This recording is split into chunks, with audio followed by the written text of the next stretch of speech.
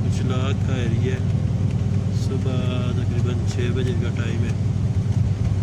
ये जैसे आप देख रहे हैं बहुत अच्छा मौसम बना हुआ है, पहाड़ों पे बादल छाए हुए हैं और ज़मीन तकरीबन सब हरी भरी हुई है।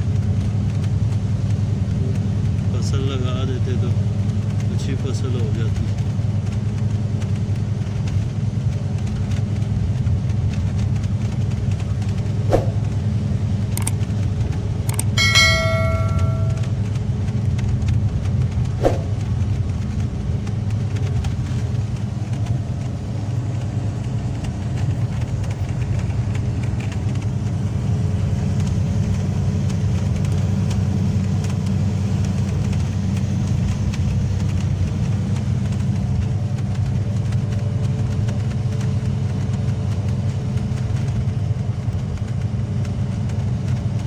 बागात हैं लोगों के अच्छे, ये फूल शूल लगे हुए।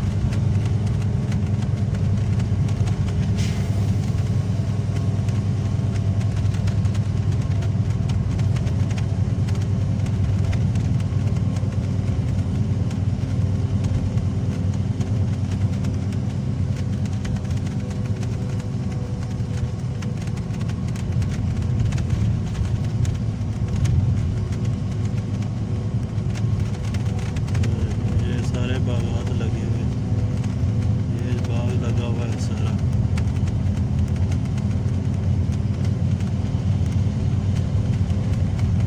सेब के बागात लगे हुए।